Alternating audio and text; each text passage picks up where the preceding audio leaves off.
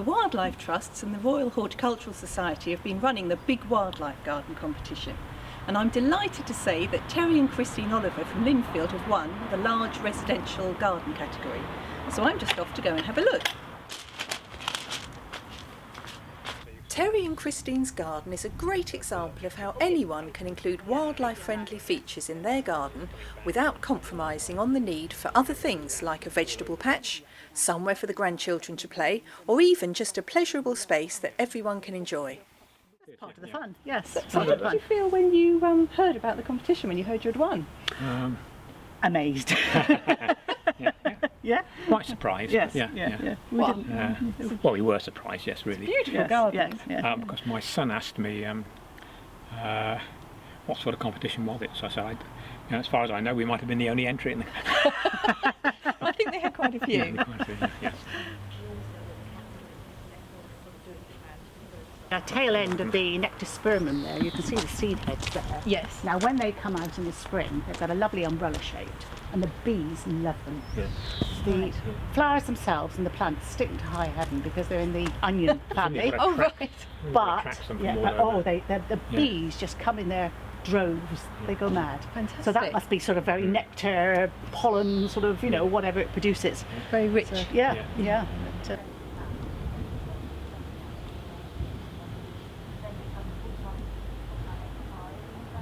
At the moment, after 10 years, of course, all the trees are getting too big. So how would you sum up your gardening philosophy? Well, I think from a design perspective, what we wanted was this mix between, how it looked, Yes. amenity for us to sit in or grandchildren to play in, ability to put, grow some produce, and the wildlife. So it was the four things that we wanted to cover, all of those four, and equally important as far as we were concerned. So you can work the wildlife into your Yes. Yeah, as far as possible. Yes. So as far as possible, things are built in rather than added on, should we say? Yes. But on the delphiniums and the foxgloves, we get the garden bumblebee, which is the long-tongued one. Oh, fantastic! It's nice to see them on the flower you expect to see them on. Yes. Yeah. So why particularly are they attracted to those flowers? Well, I think it's because apparently you need, in order to get at the nectar and the pollen, you need a long tongue. Yes. And they have the long tongue. Oh, fantastic! So what made you decide on which particular flowers you're going to have in the garden? Well, I mean, what we did when we were looking at the garden is we went to quite a few gardens. Not Wisley, obviously. But Great Bixter. Sticky Wickets down in Dorset. Oh, lovely. Wonderful garden. Yes. Lovely. Yeah, and the garden house down in Tavistock. Yes. And that's out in Devon. And went through the books, but we were particularly looking for things that were good for wildlife when we planned And what would go in. What would make a plant good for wildlife in particular? Well, I think mostly, of course, it's nectar and pollen and attraction to insects, butterflies and insects. And if you see them on it, you've done well. You've done well. Yeah. So I mean, the Aranchus there is lovely for bees, as is the scabious, which is great. Yeah.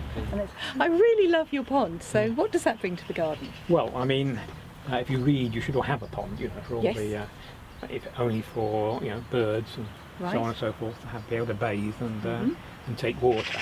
What else do you get in there? grass snakes. Yeah. Really? Grass snakes, yes.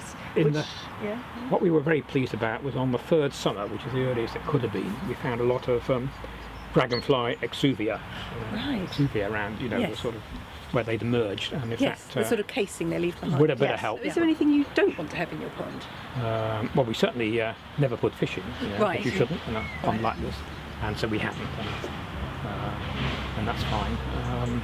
Is that because they eat the newts and the other things? Well, I think the dragonfly larvae and everything else. So yes. And they make a mess. Right. Yes. So, what was it that first got you both interested in wildlife gardening in the first place? Well, I think that the interest in wildlife comes first. Right. Actually, Yes. And then wildlife gardening is you can do some of the things in your own garden. So it's interesting, and if you get the right things that attracts wildlife, then you see it. Yes. And that's very interesting as well. And you can sit for hours, particularly in the summer house, and watch it all, which is great. Oh, that's lovely. Yeah. Terry, we're in your Coppist woodland area now. Can you tell me a little bit about how this came about and how you see it going in the future? So what we did is we got some bare-rooted stock, and planted in, you know, the equivalent of coppice stalls, about 3 bare-rooted birch or bare-rooted oak, with the intention that we would coppice them as they got too tall. It's lovely sitting in the summer house about now, just as the birds fledge. Oh yes. And what they will do is the great tits and the nuthatches and so on will fly over from the woodland, park their youngsters in the canopy, and then go out to the feeder, pick the feed back and bring it back and feed them. So that's a lovely sight. Yeah. I see you've got lots of bird feeders in the garden, so is there anything particularly you need to put in them to feed the birds different types? Well, we put 3 things in. We have peanuts, which they take a bit of time to work their way through. Okay. But, who likes the peanuts? Most birds do, tits, and less so the finches, but the finches as well. I think the most spectacular bird we've had at the bird feeder and at the peanut feeder, and that was for 5 weeks, was a lesser spotted woodpecker. Oh, fantastic. Do you keep it in the same place, or do you move it around? No, we don't. We move it around because it's on grass. The grass would soon get soured. So every time I cut the lawn, or if not at least once a week, we move it. We have about 3 positions, and we move it a bit within each of those positions. And basically, all the positions are close to perches, so much for poach perches for the birds. So the birds go onto there, fly to the feeder. Right. Oh, lovely. It's easy for them to escape if the sparrowhawk comes over as well. Yes. Yes. It's quite nice to see how it's evolved, though. I go round and just dig up some of the grass each year, and we're also planting now a grass which doesn't go quite so strongly, which is quaking grass. Okay. We've got some there. Yeah. Actually, that's pretty. It's actually a downland rather than a wheeled grass. Right.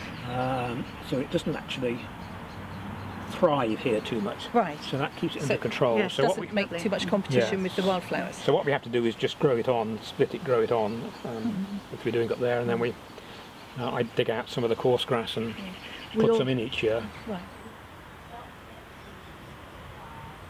So do you have any top tips if anybody was going to start their own wildlife garden now? Do some research first. Right.